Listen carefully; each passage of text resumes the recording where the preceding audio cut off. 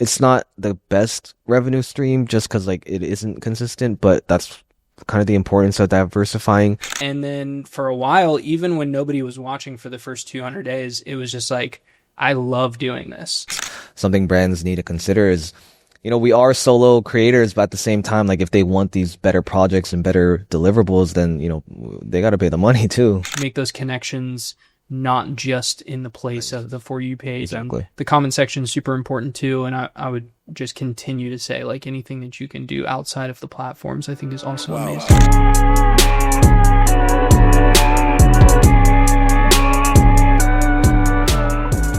Good to see you, bro. How's it going? Good. It's weird. It's like none of us are hosting it, so we're both kind of just co-hosting, but it's exciting. And yeah.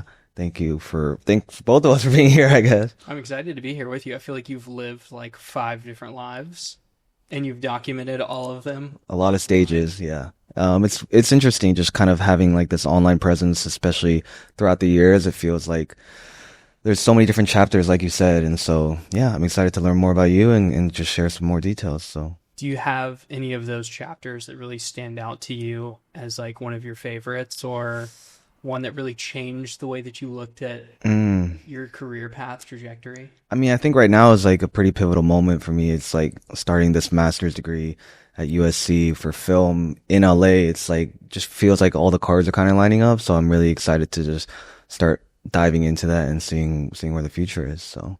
And was that move to go to film school, was that out of interest to take a step at like the narrative TV film world, or where did that come from? Yeah, I think, I've always been into like photo and video, and then naturally I think as my skills in art progressed, I think it's just like the next step is to bring it into this narrative short form and feature film kind of area. So really diving into like what kind of stories I want to tell as a director, what kind of like platforms I want to reach and just inspire others and with the art that I'm making. But yeah, how about you, bro? How's everything been here in LA? You've been here a couple years? Yeah, I've been here since 2020, so almost 5 years. Wow. And it's been fun. I mean, I was doing a daily vlog for 3.5 which is years. Crazy. Absolutely insane. So just in January, I stopped doing that. So it feels almost like I had I'm in a transition phase currently of trying to figure out what's next with my videos. I'm trying to start this business at the same time. So I'm sort of similar to you, also new chapter, like a new chapter of my life. The post Casey Neistat daily vlog era. Should we get started with these cards? Yes, do it. Segment 1: the creator and the inspiration. What is your name and what type of content do you create? My name is Jack Cook, and I have created daily vlogs for a long time, but I would say most of the content I make is lifestyle adjacent. Just kind of documenting your life daily. Yeah, I've always had affinity for documenting my life, even like when I was in high school. I have journals and things like that, so I think I've always had an affinity for it. What led you to start creating, and what has been your experience so far? Yeah, I always really enjoyed making videos. Like even in middle school, I was like with my friends making YouTube videos back in, I don't know, 2013 or something. I feel like that's how we all get our start. The OG YouTube, just like GoPro era, like GoPro. Exactly. That's how we all get started, just making these like little family road trip videos with our friends. And I think that's kind of how it starts. And like we've evolved so far into what it is now, which is crazy. I was back in like when I first got into it, that was when like Adobe was only one full payment. Yeah. It wasn't like all the Creative Cloud and all that. So. I think it was like $1,000 to download After Effects at the time. So I legally downloaded it when I was like 12 years old. So Dang. So that I could use Twixtor. Did you ever use I've that? never heard of that. It was like this plugin that you could buy that I also torrented that would make your footage slow motion. It was like optical flow. Before in Adobe. So I was like 12 years old. Damn, in After Effects, the start of it all. Yeah. That's crazy. What about you? So my name's Nick Chae. I'm a lifestyle creator. Like, for the past couple of years, I've just been documenting my life similar to you.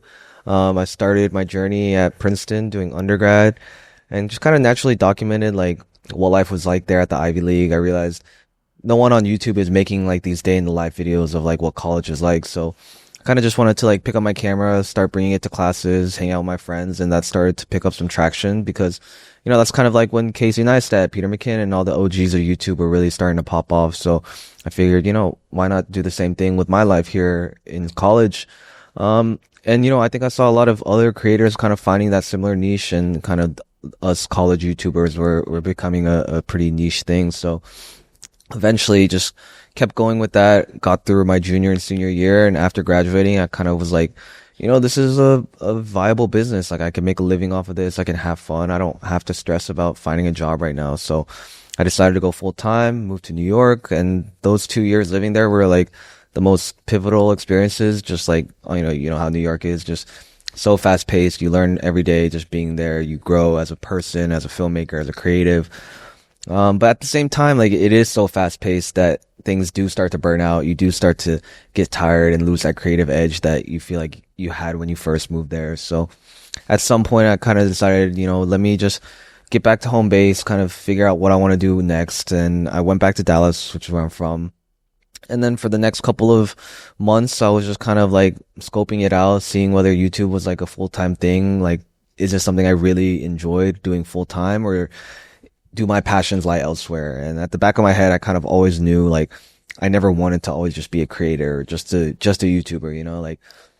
And so my mom was basically like, you can get a job or you can apply to film school. And I think intuitively I was just like, I'd rather go to film school than get a job right now. So I decided to apply to a couple schools and ultimately got into USC, which is pretty insane, especially just because they have such a reputation and history, and being out here in LA is like such a dream come true. I've never lived out here, so being able to flip this chapter into this whole East Coast, West Coast thing now is pretty surreal. And the fact that like everything's coming full circle, and just seeing how far I've come and like how much more I still have to go is pretty exciting. So It's interesting you say like that mindset shift for you of not wanting to be just a creator or just a YouTuber. Do you feel like in your mind there's a distinction between like there's a level between I'm just a creator and like a filmmaker is sort of like a someone who's working on narrative is like at a higher level, quote unquote?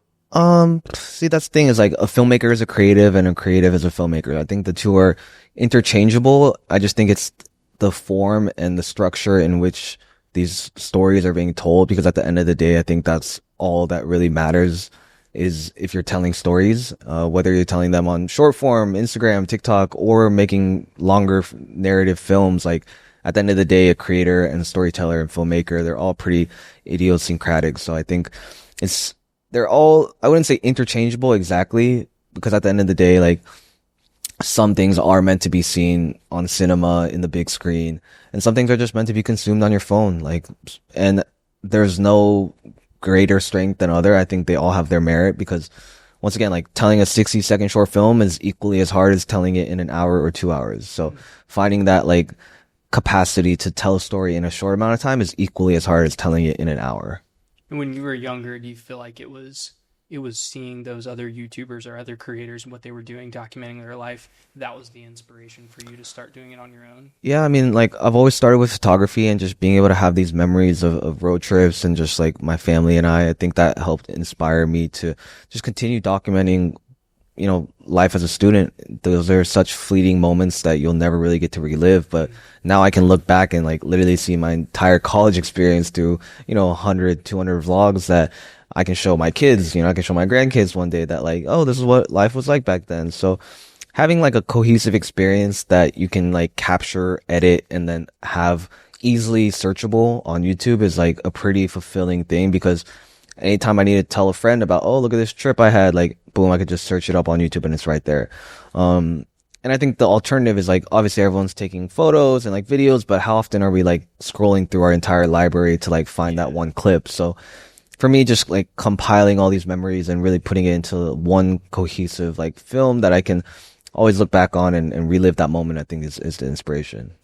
I think it's so interesting, like that internal need to document your life. It's so interesting. Like you have it and I have it as well. And like I was doing the daily vlog for 3.5 years. So I was documenting my life every day. And then when I stopped doing it, I felt, even after a few days, I felt like this void of like not documenting my life any longer. So I started journaling again, and was like journaling every day, at the end of every day. So I think it's, I don't know exactly where it comes from, but I think like both you and I somewhere deep Deep in our inside, soul. we're Yes. documentarians, you know. I think that's an important part of just history and life is like being able to share these experiences with not just ourselves but our future generations.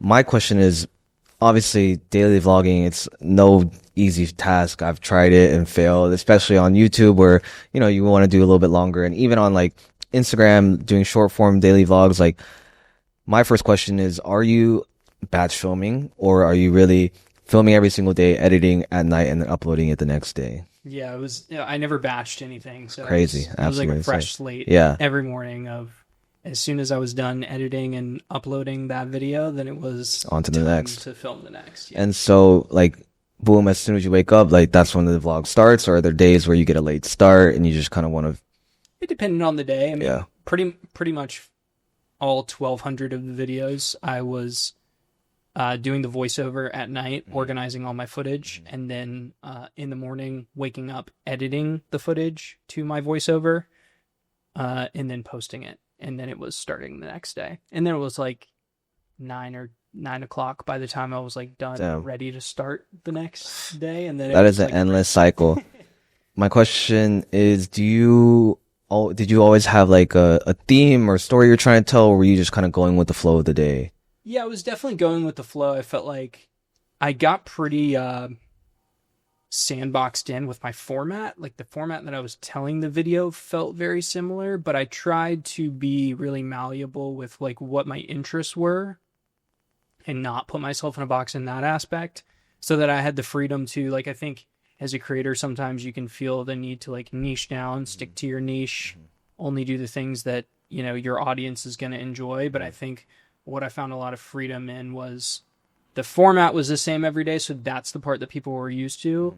But if I had a new interest pop up that week, I was never afraid to like go and explore that. Whether it was like a, you know, I got into F1, so then that was like a rabbit Thing, hole that yeah. opened up for me. I was never really like pigeonholing my interest because of it. And over those 3 years, did you feel like your format changed at all? And for the viewers who haven't seen it, can you just tell us a little bit more about what that format's like?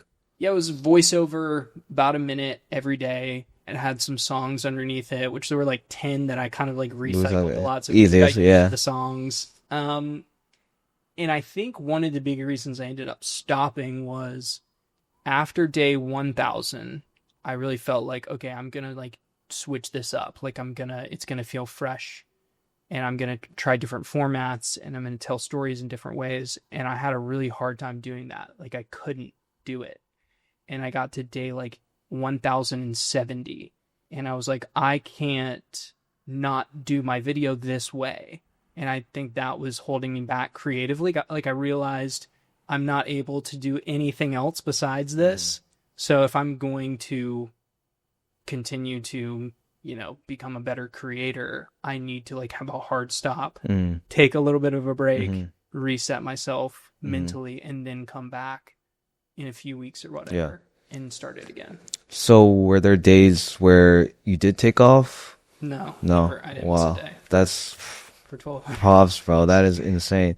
A few of them were, you know, we got close and they were dicey. Yeah. Like I had surgery at one point, so like Bro, that's crazy. going under for surgery. And Holy having to shit. do a vlog of it the next day was tough, but my girlfriend Mallory, she's amazing, and she helped me through a lot of that kind of thing. So where did that inspiration, obviously we talked about documenting from the beginning, but like what made you stick to it? You know, there easily could have been like day 30 and you're like, you know, this isn't for me and give up. So like what's that perseverance like? I mean, nobody watched for the first 200 days. Like 36 likes and 0 comments. Hey, that's one comment, yeah, two that's comments on like every video for 200 days. But for the reason I started it was I felt like I needed a creative outlet, and I was making things for other people, and sort of like the story was always there was somebody over my shoulder always telling me what to do, and I got really tired of that. So I was like, I just need something that feels like it's my own, and nobody can tell me what to do with it. So I thought, I'm going to start a vlog, but I'm going to make it daily so then I sort of hold myself accountable and have to be consistent with it, because I had heard being consistent on social media that's is the best key. way. Yeah. So I'm going to do it every day. And then for a while, even when nobody was watching for the first 200 days, it was just like, I love doing this. Like, this is finally like I get the chance to express myself creatively. And then after the 200-day mark, people kind of started to tag along with me. And so then it became even more fun because there was sort of this feedback loop. I could talk to the audience and, then it started to get even more and more fun. But really that perseverance came from the place of like, I need this as a creative in order to stay sane. Mm-hmm. How did you see your growth from that? Well, I think the biggest thing for me was it really forced me to think a lot more about narrative structure. Where's my conflict? How am I resolving that conflict? Day in and day out, like there's nothing going on. Exactly. On certain days, like forcing myself to figure out how to tell a good story. Whereas sometimes when I was making YouTube videos or things before, I think there was like a lack sometimes of story structure. Mm-hmm. And I think that the vlog eventually, once I got to day like 900, I feel pretty good about those videos. Like the final 300 of them, I feel like they were solid. Yeah, I mean, after that many reps, you would hope so. Yeah. At that point. No, but I think a lot of this content stuff is just like how many reps you get in, right? And like the more reps you put in, the better it's going to get every single time. And especially with 60 seconds, like that's a new way to test the format or structure every single day. And you can see if it works or if it doesn't. So yeah, super inspiring, bro. I think that's like so incredibly, like there are days where sometimes you just have nothing to do and sometimes you just don't want to film, and like finding that perseverance to push through it is pretty challenging. And like speaking as a creator, like sometimes you just like want to stop filming and like just want to live life and like not have to bring your camera and like document everything. I think that's a big duality that we face, is like how much of my life can I actually live and like enjoy rather than like documenting this and being able to enjoy it in the future. So that's like always this like duality that I'm living in. Off the top of your head, what's your favorite brand collaboration in a few words and why? One of my favorite brand collaborations I got to do was, I mentioned Formula One for a little bit, and I actually got to go to a couple of the races with Heineken. Wow. And the reason that one was really fun was they were one of the first, brand partners of mine that were like, come here and just do your vlog. Yeah. The daily vlog, we know we're going to get that every day. Shout out Heineken whenever you want to, but there was no like guidelines. No really. It was deliverable. Like, we trust you in the vlog.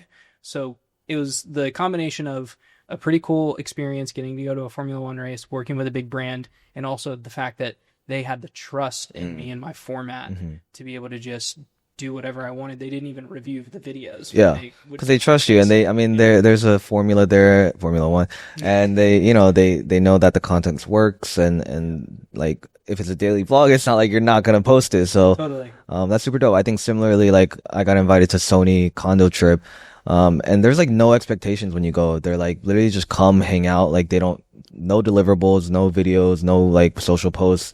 It really is just like an opportunity for creatives to connect, get to know one another, hang out with cameras, and like having that freedom to just really enjoy a trip rather than having to make a deliverable and like having it turned around. I think that's like ultimately you end up wanting to make more content because of it, because you're not stressed about, oh shoot, I have to film like this 60-second reel and get it turned around, rather than just like, let me just like have fun and document. So yeah, I think those like trips without expectations are really kind of like the best way to foster those kinds of experiences. Yeah. When a brand really like is able to give you that trust in you and your content, I think it feels great as a creative, and your work ends up being better as a result. Because there's no, like, once again, expectations, and you don't have to worry about that. So 100%. Do you prefer complete creative freedom or a big budget? Well, I think we kind of just talked about it, but yeah, complete creative freedom. I mean, the big budget is good every now and then, because we have to pay bills. Exactly. LA is expensive. Yeah. As you know. Very much. But I think the best work always comes with that creative freedom. Similarly, I think agreed, but also a bigger budget does often allow for bigger projects, which I think is cool.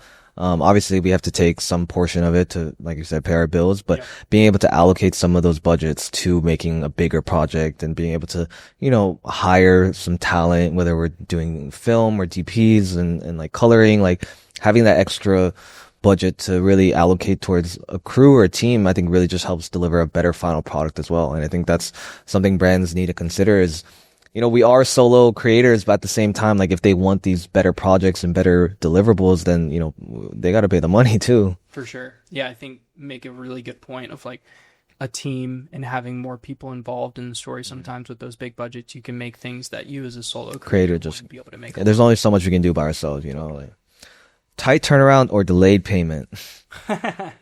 Well, I am not a fan of delayed payments for multiple reasons. So I will go tight turnaround, especially doing the vlog every day. I got Very pretty much. used to very quick turnaround times, and I also came from the world of shooting sports, and so we were like You're always turning like things turns around around, live.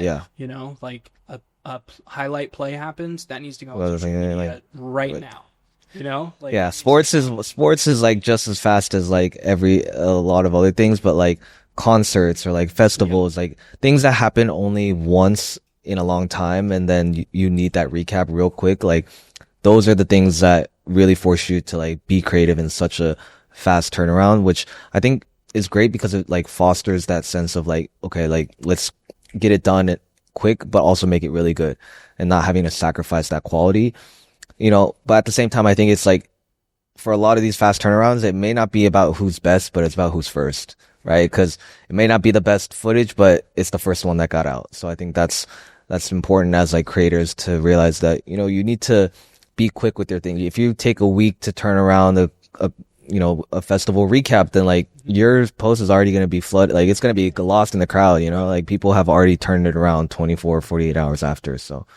Interestingly enough, the first videos that ever did well for me, I sort of had that idea in the back of my mind. I went to Coachella, moving out here, and so I was doing the daily vlog. This was like I was like day 195 or something. It was like the first Coachella day, and so that video was the first one to ever get a bunch of views because I posted it at like 7 a.m. the following day. Yeah, you're like, how do we have a day one Coachella recap when it's like just happened? So when everyone was waking up, it was like the first thing on their feed, and I snuck my camera in, so I had like good footage of the artist. Yeah. So like the Harry Styles fan, everyone see it live. Yeah. So I think it's really important too to take advantage of those moments when things when strike when the iron's hot. Exactly. Speaking of delayed payments, obviously you're working on startup, and I'm obviously curious to learn more, but yeah, you want to share with the audience? Yeah, I think creators in general really struggle with payment terms. Trust me, yeah. The minimum seems to be 30 days, and it seems like in the past 12 months even it's become 60 has become more common. 90 is crazy. It's like net 90 is insane. Like I had a call today and somebody said they got a 120. I've never seen that before, but so payment terms are a big issue, and like the creator economy being so new, it misses a lot of infrastructural components. So a service like this is definitely needed. And the service that we provide is invoice factoring. So if a creator has a payment or an invoice, they just have completed work, it's $1,000, let's say. We come in, we buy that invoice from you, and we pay $950 of the $1,000 directly to the creator. And then whoever's supposed to pay you is just going to pay my company, Hydrant, whenever those payment terms are up. So it's about a 5% fee. The 5% discount on the invoice is what you get paid. And the creator would get paid instantly.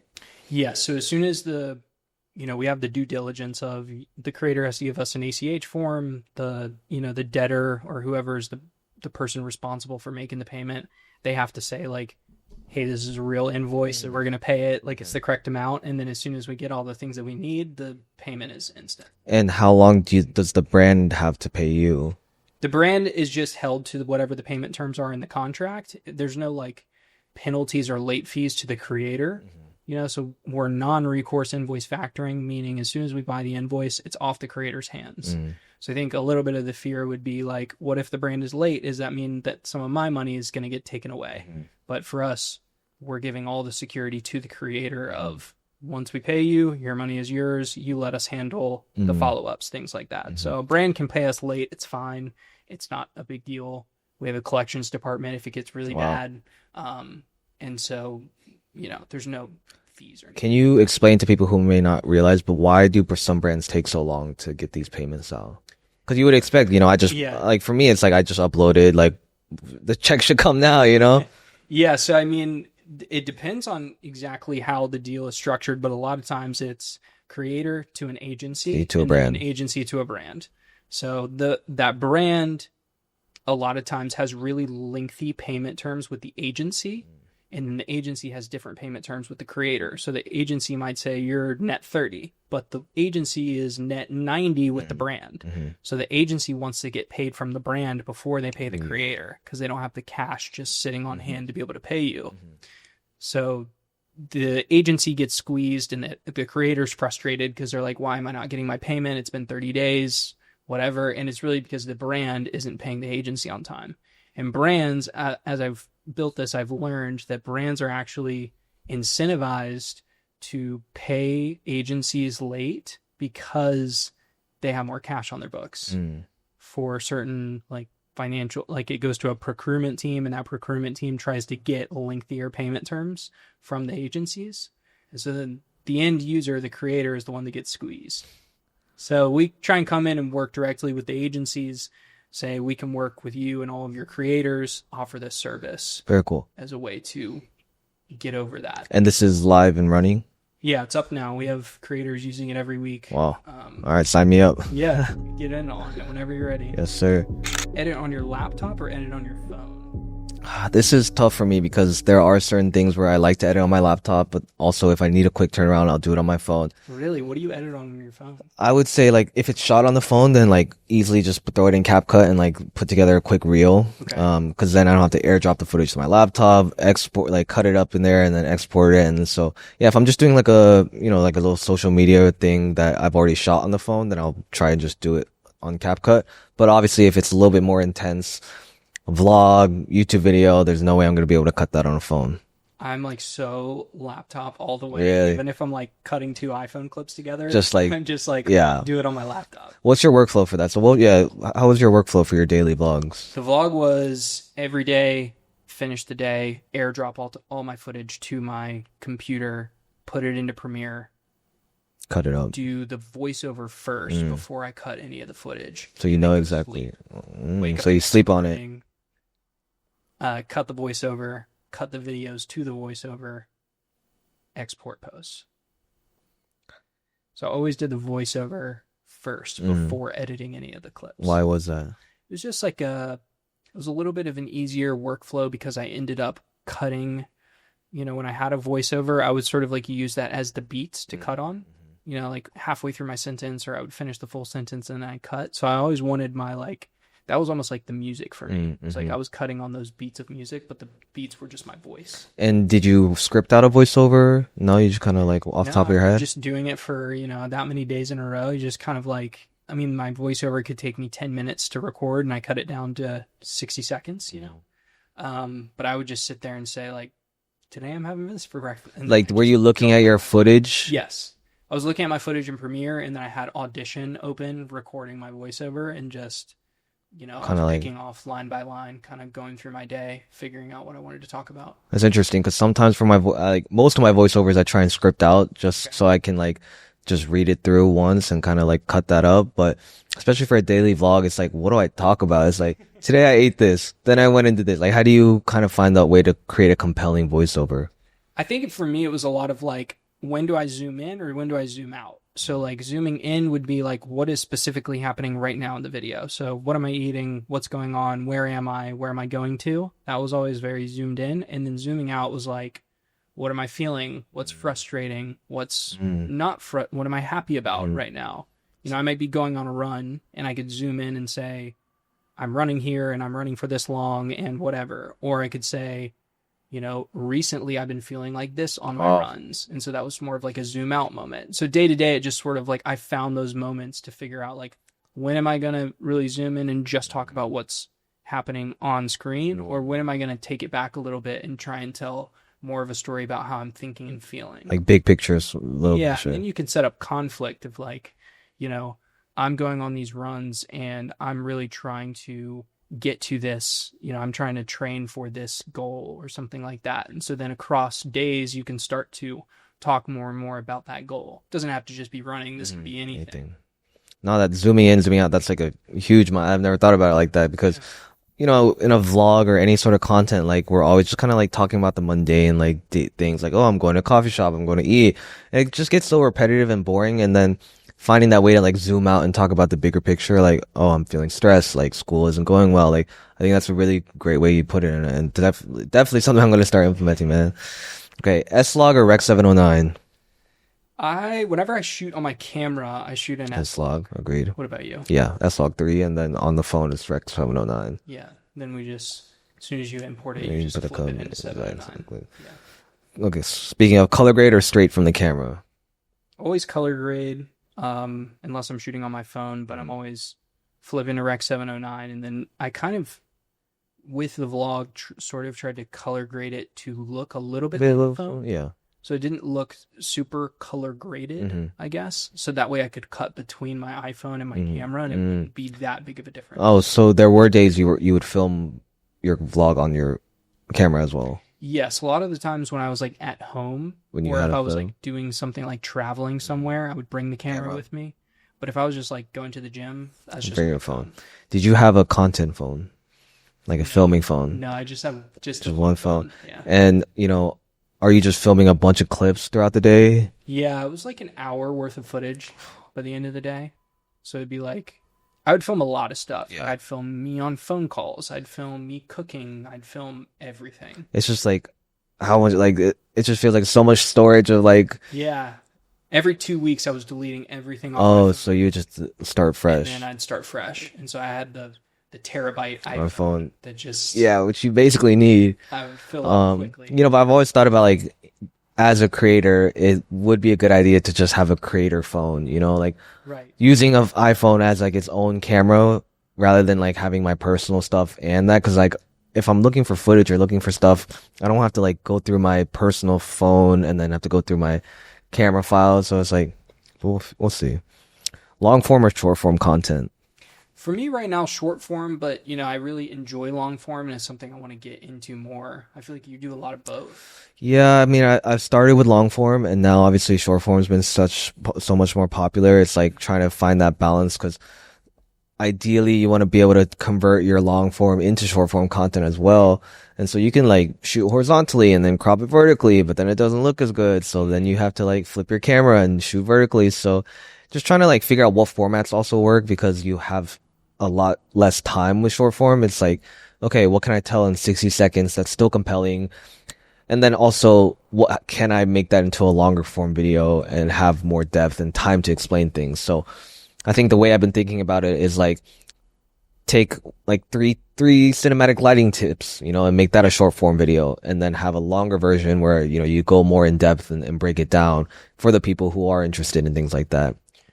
Does the working with brands or money ever come into the equation for you when you think about the time you're spending on short and long form? I kind of feel like right now, correct me if you feel like I'm wrong, but I think a lot of brands and agencies are trying to work with short form creators, figure out how to do videos with them. And so I didn't know if, sometimes you feel like you're taken away from long form because you're like, maybe there's more money opportunities in the short form. So Yeah, for some reason, I just feel like most of my deals that have been paid lately have been on the short form side, which is interesting because I have a way bigger platform on YouTube. And granted, like short form, I think you kind of have to focus on the brand more because it is a kind of sponsored thing. So it's not like you can only talk about it for like 5 seconds or 10 seconds versus a YouTube video where you have a 10-minute video and you only have to integrate it for like 90 seconds. So I think that is part of the reason we're seeing that shift now is they're realizing they can kind of get more bang for their buck by doing these short form content. But at the same time, like for us, it technically is easier to make a short form piece of content. right. Actually, I might take that back because I don't know. It depends on the brand. It depends on the project. But, at the end of the day, it is a 60-second reel that you are getting paid for. So it is a blessing to be able to like do this, like what other people might seem as like small amount of work. But at the end of the day, obviously you have to film, you know how the process goes, filming and the editing process. But yeah, I think it's an interesting shift and I'm curious to see where it's going to go. How do you feel? A lot of it for me in the past few years has been short form, and that's really the only way that I've experienced working with brands. So I was curious for you, like the breakdown, but I think for me, I would hope I would hope in the future that, it doesn't have as much of an impact if I decide to go Hmm. one way or the other. Well, the other thing is, I think now, or most creators, you can kind of like bundle your stuff together. So do a YouTube video and a Instagram reel and a TikTok, and then like, just get a better package deal. Right. Because it makes more sense. Like you want to have a cohesion throughout your brand to see the same sponsor in your YouTube video, Instagram, and TikTok. Okay, if you had to lose one piece of your kit, what would it be and why? Probably a gimbal. I think I can live without a gimbal and just go handheld forever, or lock it off on a tripod. Yeah, it's just like gimbals are so cumbersome to carry around. It is kind of like What would you say? I'm such a gearhead. Like I have like such an affinity for like I always bring too much gear, which is like a bad habit, and I need to like figure out how to condense it because it's like you travel and you're like, okay, I need to get that smooth gimbal shot. I need a drone. I need a 360 cam. I need a GoPro. I need a tripod. It's like so much that I have to bring. But if I had to lose one, maybe like a 360 cam. 360. I mean, they are very useful, or an action cam, but it's just like the workflow is kind of cumbersome with 360. They obviously do offer really cool perspectives, but for me, I'd rather just kind of focus on a drone, camera, gimbal, I don't like the static. workflow on 360 cams Yeah, either. it's just like I mean they are getting better, and you can use Which one AI. do you use? The X4 instead 360. I think I have the X3. It's just a little annoying to edit it. Yeah, it's just like you kind of have to import it. I Yeah, don't like it. What are some of the challenges you face as a creator? where do we start? Yeah. I mean, I think there are some general challenges that a lot of people face, which is burnout, Yeah. finding inspiration, finding motivation. But I think right now for me specifically is like balancing work and school and life. Obviously, I'm a student, so kind of like getting back into this flow of making vlogs and content and being a creator, but also I have to go to classes, I have labs, I have to like make these short films for my classes, and then also have a life, be a like just chill and live in LA and be 25. So kind of like finding that balance has been difficult, but I think luckily my life as a creator and life as a filmmaker are pretty intertwined, so I can do both at the same time where I'm documenting my day in the life as a film student, or I'm going to film sets and I'm doing the BTS, or like even today I'm vlogging a day in the life of a creator in LA. So like I don't think my life as a creator is a separate thing I have to worry about. I think they're just kind of intertwined paths that I just have to merge together. So like we talked about, like just documenting the things that we're doing and being able to be transparent with our lives as a creator and as whatever else we're doing. And are there certain things that you feel like help you strike that balance where it's like a calendar sort of helps keep you organized, or are there things like that you have? There should be, and I need to work on my organization skills a little bit better just because like I feel like I've had so much content that I've been filming just like because I want to document and like have all this content, but at the same time like the time to edit it hasn't been there, so like I'm just constantly falling behind, and there's like a major backlog of stuff that I need to get done. Yeah. I think that's a big challenge is like I want to stay fresh and I want to be like posting what is actually going on in my life, but at the same time like not having the time to edit means like I'm months behind in my timeline of real life. So like school started like 3 months ago and I still haven't even put out my first day of school vlog. And so like trying to find that like balance of like, okay, how do I post in real time, but also like stay consistent and like have that editing schedule. So yeah, just being able to like stay ahead, I think is super important, and like making sure you have filler content if you know you're going to be busy, and like planning and scheduling it out. Like that's definitely something to keep in mind. A challenge for me, I don't know if you feel similarly, is feeling like you have to create for yourself versus like creating Like for for the the audience. algorithms. Yeah. Do you feel like you struggle with that? How do you feel? I don't know. I think with the vlog, I got kind of lucky of I created for myself for so long that eventually the audience just sort of followed suit, but it just took a really long time to get there. Now that I've stopped, I'm sort of in this, where do I go next? And sometimes I think about, okay, well, what will be good for TikTok? I'm like, oh, I shouldn't be thinking like that. I should just be thinking what's going to be fun for me to make. Like, it's a back and forth. Yeah, I definitely agree. I think because the algorithm is always changing, it's like it's no use trying to like figure out what's going to be trending or viral every week because it's always changing at the same time. Like I just said, like I'm not posting in real time enough to be able to hit those algorithms or trends in real time. So I'd rather just focus on like what I want to make and really just focus on content that resonates with me. And then ultimately my hope is that, the audience will follow. What are some of the techniques for growing and engaging with your audience? Obviously, I think having like a community is super important. I think that's one of the pillars of making any sort of brand sustainable is like having an engaging community that, is supportive of what you're doing and wants to help you build that trust, and you want to be able to build that trust with them. But, I think the most common thing and the easiest thing is just like responding to comments. I think that's like a super easy way to get your fans involved, your subscribers involved, and like make them feel like you're actually seeing them and like being able to communicate with them on a personal basis is rather than just kind of like liking a comment or scrolling past it. But how do you feel?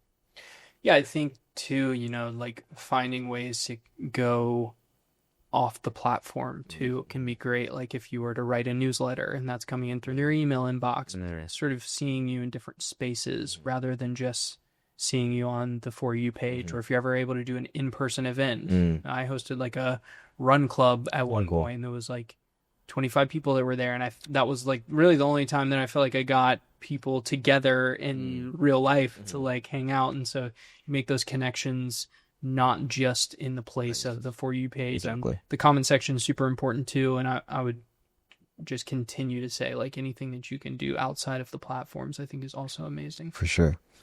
Are you with management or are you an independent creator? Independent. I'm independent, and I kind of enjoy the business side of it. I think building my business too, I sort of have some sort of affinity for business and Entrepreneurship. the logistics behind doing all that. So I think I enjoy it. How do you feel? Do you enjoy it? Yeah, I mean, I've worked with management before and just signed to agencies, but at the end of the day, they're also working with a bunch of creators that it's kind of hard to have someone that's like solely dedicated to you other than yourself. And for me, like for the past couple of years before I was in school, I was kind of managing my own stuff and just like handling emails. But at the same time, as someone who is creative and wants to just focus on the creative, I've realized that I need someone else on a team to kind of help facilitate those deals. Like just let me know what the projects or deadlines I have so that I can just focus on the creative rather than having to do back and forth with the admin and the logistics. So luckily now I have, a manager who's not an agency, but someone who can just filter through my emails, give me updates, like just shoot me a quick text and just kind of like get all the logistics figured out. So that way I can just focus on the deliverables and the creative. And you like that separation of having somebody handle this and then just filter it and Yes. Definitely. Especially now that I'm in school, it's like I have no time to like look at my inbox every single day, answer these emails. And at the same time, it's just like so much time that gets wasted going back and forth that for me, I could be using just to focus on the creative. How do you work on building creator relationships? Yeah, I think, over the past couple of years, my network of creator friends has just like massively grown, which I'm super thankful for, especially now that I'm in LA. It's like, all the creators just already seem to be kind of interconnected, which is really cool. So you kind of just meet one friend and then they kind of like tap you into their network. And then immediately you're like, okay, I have like 20 new creator friends. And I think being in places that are very creator heavy, like LA, New York, that's kind of like the best way to get your foot in the door, even if you are a small creator, because at the end of the day, like we are all trying to make it out here together. So being able to collaborate, being able to like go on these podcasts, meet people like you and like actually hang out outside of an online relationship is super important because, as creators, it gets lonely and it's hard to find other people who resonate with the things that we're going through, whether it's challenges or successes, and like being able to bounce ideas off of each other, get editing techniques or tricks and like, oh, I have this sponsor coming up. How much do you think I should charge? And like bouncing ideas off each other that you can't with your classmates or peers or family members because they're not in the space. I think it's super important. And I think too, being in LA has been great because, and similarly to you, like we're both creators, but we also enjoy filmmaking, and I feel like that's its own sort of subsection of the Very creator much, world yeah. too. And everyone is interconnected in that world, and everyone's also very open and nice and wants to connect and is really friendly. So I feel like that's a great part of not just the creator universe, but like the creator filmmaker everyone seems to just be very supportive of one another. So I'm happy to be in a city where there are a lot of people doing that. Yeah, and I think filmmaking is such a collaborative environment anyway that you kind of have to be able to work with other people. Obviously, there's so many people on crews and like different sets that you kind of, in order to get the best project done, you have to have other people helping you out. And Right. I think we need to bring that mindset over to our creator mentality because a lot of us are solo creators that we don't feel like we need to ask for help or want to ask for help. But I think being like having that mindset where it's okay like to ask for people to help you film a brand project and not feel like they're burdening you or you're burdening them by, hey, can you just help me like film this like little brand deal for an hour, like asking your homies to help you out. I think that's also important as well. Do you think you have a healthy relationship with social media? Yeah, I mean, I wouldn't say it's unhealthy or anything. I think it's a pretty normal relationship. It's not like I'm like super obsessed with my phone. I actually like very rarely go on TikTok. Good for you. I'm not like I don't brain rot on it. It's just like it was just never a platform for me. Yeah. But at the same, and that's kind of why I never really focused on growing my TikTok account. It's just like I would just kind of post the same things I would do on Reels over there. So for me, social media has always just like been a business and kind of just like a outlet for me to like post the things that I make. And so now it's kind of just like, what am I actually like? How do I phrase this? Like, what outlet or what kind of mediums do I want to make, and how is the best? Like, what is the best way to get them out there? Yeah. Because at the end of the day, like, there's so much content that I do make that's great, and it may just not get a lot of views, which is like kind of annoying and disheartening. But at the same time, I know that like for me, it's something that I'm proud of, and at the end of the day, I think that's all that matters. What For about me, you? I'd have a pretty solid relationship, healthy relationship with social media, and I think it helps that we are working in it too. So we have I have sort of a reason to be scrolling on TikTok a little bit. Like I'm finding inspiration or saving things that I may want to use for inspiration later. And then I sort of be able to like cut myself off from it and move on. So I think working in it actually helps a little bit Mm. segment it in my brain. Mm-hmm. Like there's a little bit that I'm getting out of it by being here and watching it Mm-hmm. too. I think sometimes I might doom scroll a little bit too much and start to feel bad about myself. It definitely happens. But yeah, been pretty good so far, I would say. What's your creative process when receiving a brief and working with a brand? I think for me it's really like what is the big thing we're trying to achieve with the brief? Like I want to boil it down to one sentence of what are we really trying to achieve and then work backwards from there. Mm. So if it's an awareness, if it's awareness of a certain feature or product, new product that's coming out, or the product is out but it's in a new place and you need to go here to get it. Like what is the overall goal? And then let me work backward from there to figure out how I can message it to in a way that my audience is gonna find entertaining and fun. Mm. You know? Yeah, I think similarly, you obviously get a brief, you kind of like figure out, okay, when is the deadline? And then once again, just like work your way backwards from there. But it's also kind of like what are the creative storytelling methods I want to use and implement to not just make it feel like a sponsored post. I think that's a big problem we see. And it's like, okay, boom, right off the bat, you can just tell that like it's an ad. So like, how can we make it more authentic and integrated? Where it's like, okay, what is the story we're trying to tell? And then authentically integrate that brand into it rather than just like have the brand tell you, boom, just say these things. So talk us through your creative process from concept to execution on one of these briefs in 60 seconds. It's a luxury scented candle. The objective is to boost brand awareness for a new line of luxury scented candles, emphasizing relaxation and ambiance. Focus, highlight the premium ingredients, long-lasting scent, and how the candles elevate any space. Examples, unwind with me, home styling inspiration, deliverables, one Instagram reel or one TikTok video. Okay, so immediately I'm thinking we're really going to hit on that relaxation piece, and we're going to have the first 20 to 30 seconds of the video be like a super hectic day. Maybe like a bunch of things go bad. I drop my coffee when I'm, getting into the car, like spill something on myself.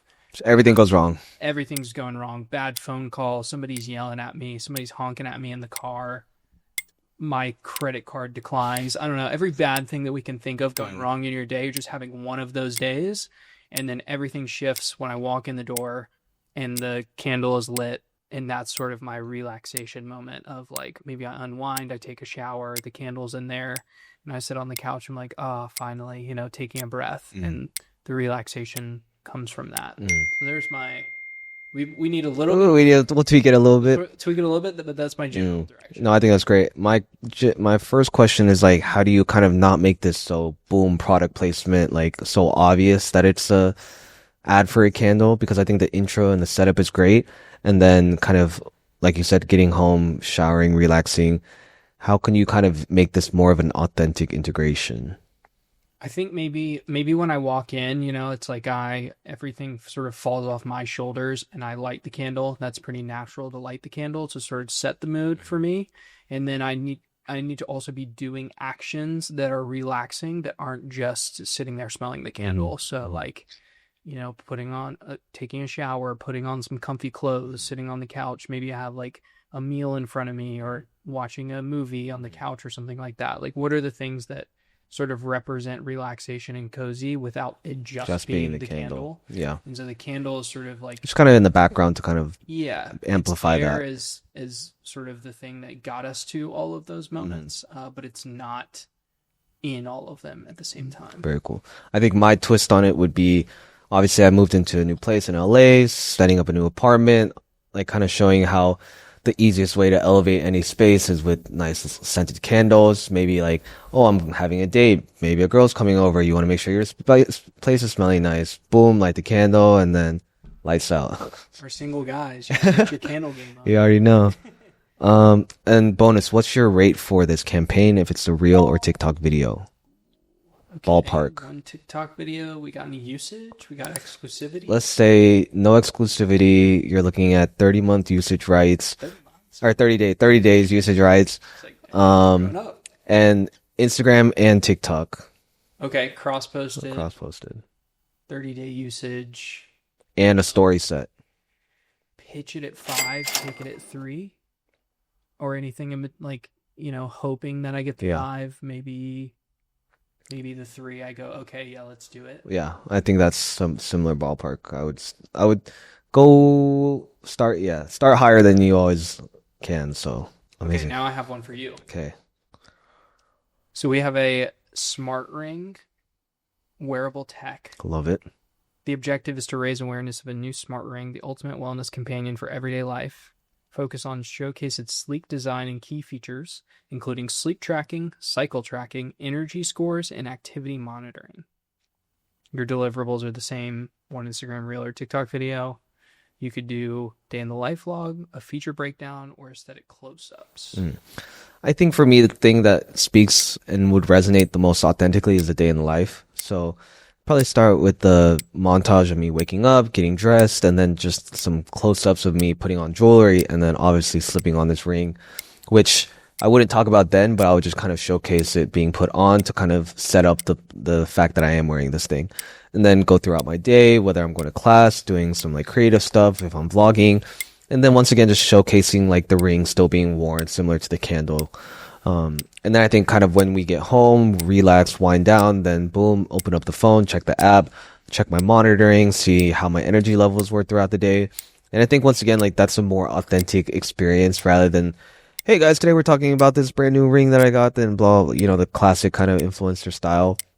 Because immediately, as soon as you can tell it's an ad, you're going to swipe away. Right. So finding a way to still show an authentic story, and then the audience doesn't really realize it's like a ad, which at the end of the day, like they will based on, the key features and the disclosure. So it's not that I'm trying to hide or be like incognito about the fact that it is an ad, but just like, how do I make it more transparent and authentic in my storytelling?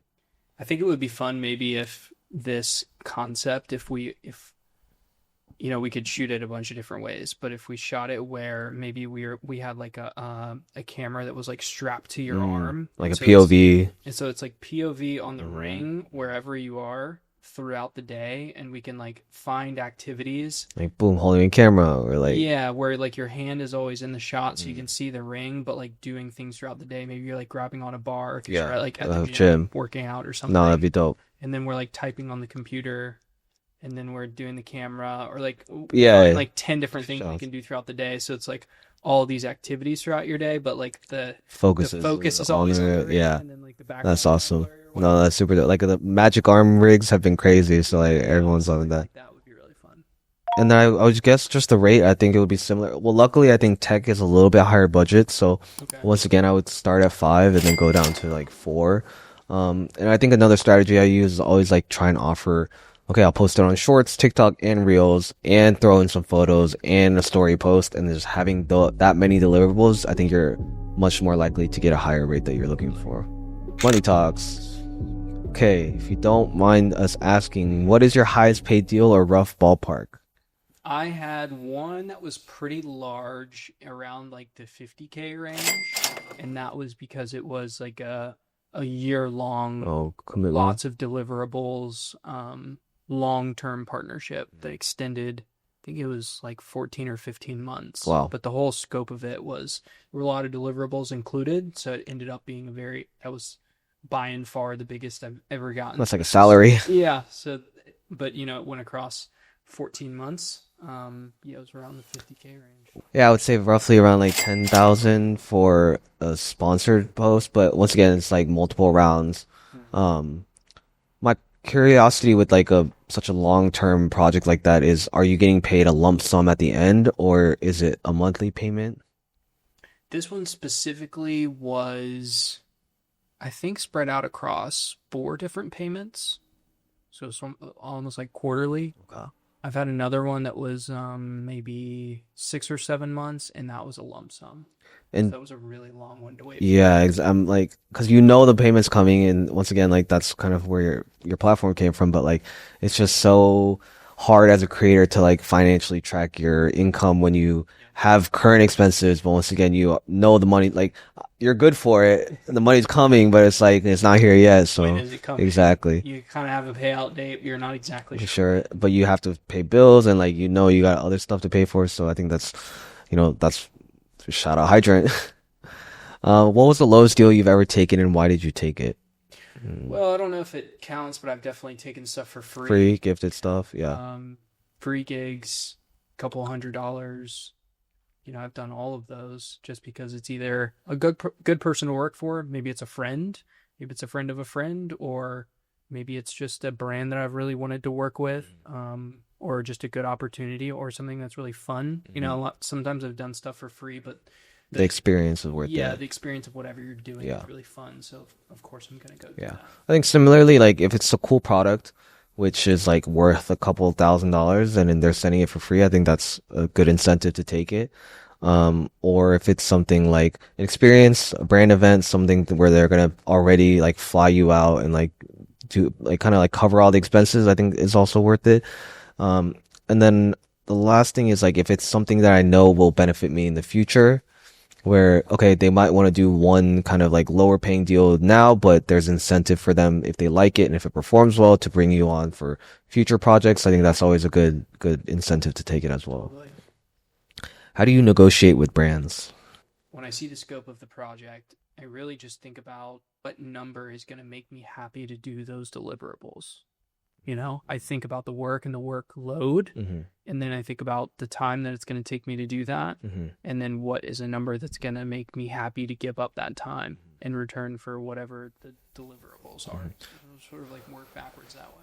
No, very much agreed. And I feel like a lot of people kind of underestimate how much time and effort goes into our content. And like people think we just get paid these massive deals for just filming a 60-second clip with our phone, when in reality, we do pretty much everything: storyboard, conceptualize, shoot, edit, produce, direct. Like there's Notes. there's revisions, and like invoicing, and then we're counting. So like we're pretty much doing all at once, and like people don't really give us enough credit for like having to figure out that entire thing and then put that into a package, and then that's where our rate comes from. Right.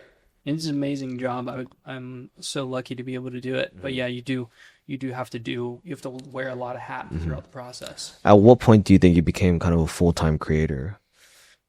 It was pretty close around day 300 or 350 of the So vlog. about a year in. About a year in of doing the vlog every day. Were you working a job before? I was working freelance behind the camera. I was helping a lot of other creators. So editing stuff for them, editing podcasts, editing YouTube videos, shooting YouTube videos, Mm, working with some agencies on some brand commercials, things like okay. that. So you've always been in the creator space in some capacity. Yeah, since I moved to LA, I've been freelance since the day I got here. And then before that I was in college working behind the camera for Auburn Athletics. Okay. So yeah, it was similar path. Yeah. Yeah, similarly, like look at the scope of the project, think about how much time it's actually going to take to complete those deliverables, whether it's a YouTube video, which sometimes takes a little bit longer, or whether it's a product. Like, I think it also depends on the brand, whether it's a product, whether it's a platform or software, or if it's like a experience or something. Like, they all have their own kind of like niche kind of ways you have to go around filming it and showcasing it. So negotiating with them, it's always a kind of back and forth of like, I'm sure you know, but obviously like, okay, we'll start at 5. They'll bring you down to 3. How can we meet at 4? Mm-hmm. Okay, what if we throw in another story post? Can we get up to 4.5? So kind of like figuring out where that balance is, because there are times where you go too high and the brand will back out, and that's kind of the last thing that you want. And you're like, actually, we'll take it for whatever you said. So kind of like finding that balance of like, okay, this is like the quote I'm happy to work with, that I don't feel like I'm getting underpaid, but also I'm not like overcharging, because you know, at the end of the day, you have to know your value. You have to know your worth as a creator, because we're also providing a lot of value for them. Like some, influencer marketing has been growing so much over the past couple of years that like it's outgrowing traditional ad spend and traditional advertising. So now knowing that we are the new face of media and kind of this advertising world is, an interesting platform to have, and it's a lot of responsibility, and I don't think it's something we take lightly. And I think it's something that we need to just make sure we're doing other creators justice too, right? Because if we're undercutting the average rate of what other people are spending, then like we're hurting not only ourselves but everyone else out there as well. Right. And yeah, it's hard to know too, because I've had situations where I've had a deal for, a certain set of deliverables or whatever, and I've gotten the rate accepted for that. Hmm. And then I've had another brand come to me and say, "Hey, what would you charge for this, that, and the other?" The same exact deliverable Hmm. amount. And so I just say the same number, And they're like, and their budget's like half of it yeah. or whatever. But you just don't know. Or it's like, you talk to a creator friend, they're like, oh, I work with that brand, but they gave me like twice as much for the same deliverables. So Right. it's like, you don't want to undercut yourself, but you also don't want to undercut your other creator friends by accepting a rate that's way lower than what you would ask for, or higher, or vice versa. What's the number one thing you ask brands before you collaborate? I think creative freedom and control or flexibility is always important. Like, I'm not just going to read a script that they give me. I'm not going to go verbatim, word for word of like, kind of just, reading a brief. I want to put my own twist on it, which I think nowadays brands are a lot more flexible and working with creators to make sure that it's authentic, because they also realize that, people aren't going to watch something if it's just a ad read. And then also just like making sure that everyone's on the same page about the concept and theme. Cause, I don't think either of us are doing very traditional types of integrations or product placements. I think we're kind of integrating it into our more day in the life kind of documentary style. So making sure that they understand it's not just going to be a full 30-second placement with your product. It's going to be integrated seamlessly and authentically into something that we're talking about in our daily lives. So, what about you? I think for me too, one thing I would always ask is, was it okay for me to disclose it in my vlog? Mhm. Like, could I talk about it and working with the brand? Because it was always important for me to like, if it was a brand I was going to work with, I wanted it to be a brand that I would naturally use anyways. And like, could I talk about it in my vlog and let my audience know, kind of thing? Because I didn't want it to like, the feed post comes in sort of out of nowhere. Mhm. Like, we've never heard of this brand before, but if I had been talking about it, I think that there's a little bit more like familiarity going into that video, which usually helps. So does that mean you were like, were you documenting your calls and your negotiations with the brands during your daily vlogs? Sometimes, or I would also, like, as I'm shooting it, I was documenting that, like, oh, I'm shooting this video for so and so today, or like I'm editing this video for, this brand, or Right. going on this trip with this brand, or whatever it was. So I wanted to make sure it was always okay to like disclose that Mm-hmm. beforehand. Yeah, I think that's just another great way to kind of bring your audience along with you and kind of Exactly. have them invested into your journey Exactly. as well. Do you diversify your income as a creator? And if so, how? I think it gets split a little bit for me, like in front of the camera or behind the camera. I Mm-hmm. still sort of do a little bit of both, whether I'm directing something or I'm, doing a brand deal as a creator. So that's the two main sources for me. I don't do a whole lot of like selling a digital product or something like that with my audience. I usually just do like the brand deals. Do you do any of those kind of Um, revenue streams? yeah, I mean, I think we're on the same page. Obviously, we have brand deals and sponsorships, and then at YouTube AdSense, Amazon affiliates. Those are kind of like the main things that I know I'm gonna get every single month. But at the same time, like it's not always consistent, as I'm sure you know. If it obviously depends on the month, depends on the season, the quarter. It depends on how much work I have, how much like I'm willing to put out. So it's not the best revenue stream just because like it isn't consistent, but that's kind of the importance of diversifying, which is why, obviously freelancing, doing gigs outside of your YouTube work or content creating space, just make sure that you have enough income to pay your bills and like live in LA and like do the things that you want. So yeah, I think diversifying is probably one of the most important things as a creator because you can't just rely on one stream to make sure like because who knows what can happen. So Totally. okay, we are nearing the end of the podcast. What is your final message to content creators or anyone looking to become a creator? I think really it's like tapping into what you're super passionate about. Even with, there are a lot of different ways that you can go with content for me. And I think you feel the same way, like documenting our lives. There's something like really innate there. Even if you take away the cameras, like we enjoy that process of documentation. And so I think finding whatever it is that you're super interested in and want to talk about in creating content, I think if you're focused on the inputs and not the outcomes, you end up having like a lot longer stable of a career because you're not just focused on how do I grow, how do I get an audience, how do I make money. Mm-hmm. You're just focused a lot more on like the process and putting your passion into the videos you're making, which then turns into people enjoying your videos. Mm-hmm.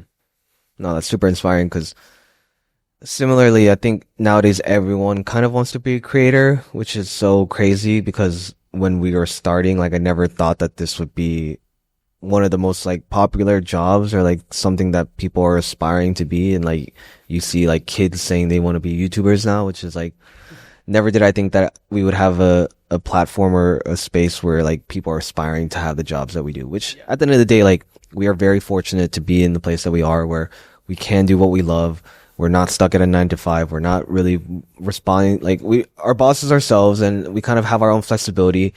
And obviously there are downsides of that. You have to manage your own time. You have a lot of like your own personal responsibilities that you have to stay on top of. But for my biggest message is that like, if you want to do it, you kind of just have to do it. And like, there's no one stopping you other than yourself. If you constantly think, oh, I'm just going to wait until I have the better camera or I have better gear or I have better network or resource, like you're never going to get started. And ultimately the only way to get better is to just put in the reps like we talked about and get started putting out your first video, your first reel, your first like photo. It doesn't matter what kind of content you make. It's just the fact that you're putting in the reps, you're putting in the work to make yourself better, make yourself a more consistent artist, to find something that inspires you, like you said, and really take that and then use that fuel and energy to make something beautiful. And I think that's what it has to come down to is if you're in it for the views, if you're in it for the money, like ultimately it's just not going to work out because your heart isn't in it, your mind isn't in it for the right reasons. I think long story short, I think it's just a matter of putting in the work and making sure that at the end of the day you're happy and enjoying the things that you're doing. 100%. Totally agree. Okay, give us the tea. Have you got any future exciting projects coming up? Yes, definitely. I think right now I'm moving into like my last short film of the semester. It's kind of our first semester finals. So I'm in pre-production right now. We're shooting next weekend.